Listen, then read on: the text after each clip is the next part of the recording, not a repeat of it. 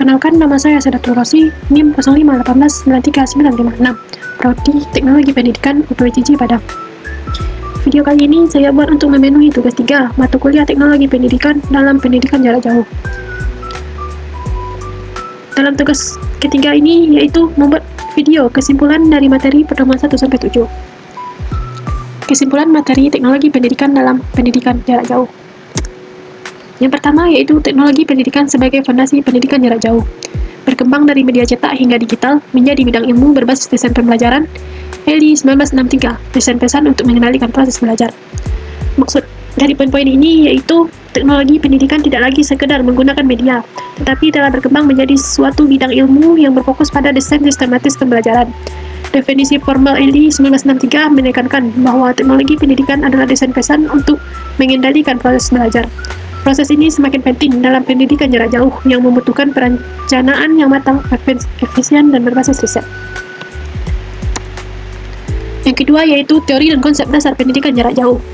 1. Berawal dari pendidikan korespondensi. 2. Teori membantu pengembalian keputusan. 3. PJJ diperlukan untuk akses pendidikan merata. Maksud dari poin ini yaitu PJJ berkembang dari pendidikan korespondensi yang berbasis pos menjadi sistem pembelajaran modern berbasis internet.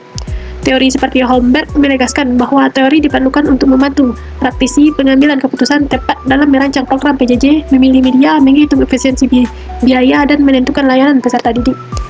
PJJ hadir untuk menjawab tantangan akses pendidikan, terutama bagi masyarakat yang tidak mengikuti pendidikan tatap muka. Untuk yang ketiga yaitu variasi praktik PJJ. 1. Online learning, cyber learning, virtual learning, dan blended learning. 2. Pendidikan terbuka memberi fleksibilitas. Maksud dari poin ini yaitu PJJ tidak tunggal, tetapi memiliki berbagai variasi seperti online learning, cyber learning, virtual learning. Kemajuan teknologi internet semakin memudahkan peserta didik mengakses sumber belajar secara cepat dari berbagai platform.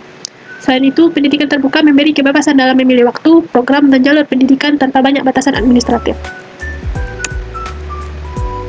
Yang keempat itu fungsi teknologi pendidikan dalam PJJ. 1. Menyusun tujuan, strategi, media, evaluasi. 2. Manajemen pembelajaran PJJ lebih kompleks. Maksud dari poin ini yaitu teknologi pendidikan memberikan kerangka sistematis dalam penyusun tujuan pembelajaran, strategi, media, evaluasi, hingga revisi. PJJ memerlukan pengelolaan manajemen pembelajaran yang lebih kompleks, mulai dari pemilihan media, interaksi pembelajaran, dukungan tutor, hingga penilaian hasil belajar.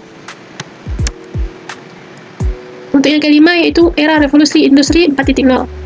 1. Penguatan pembelajaran kognitif berbasis digital. 2. Kualitas tergantung kualitas bahan ajar. Maksud dari poin ini yaitu teknologi digital memperkuat sistem PJJ terutama dalam mencapai tujuan kognitif.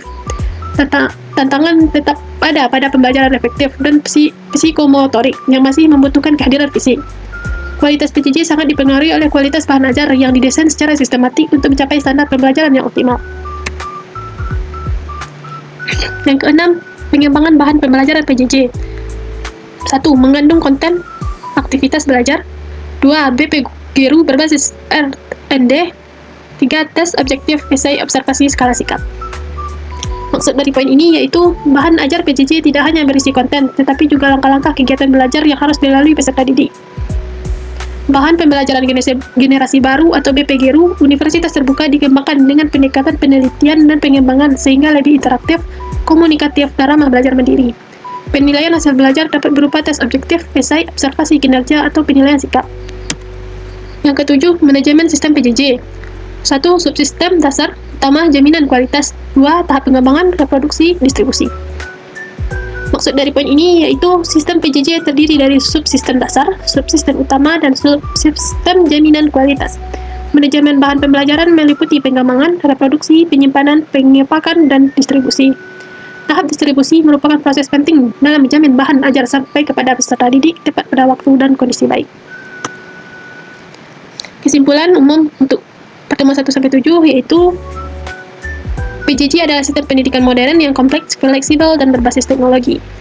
Teknologi pendidikan menjadi fondasi perencanaan pembelajaran yang efektif dan efisien. Sekian untuk tugas 3 ini. Assalamualaikum warahmatullahi wabarakatuh.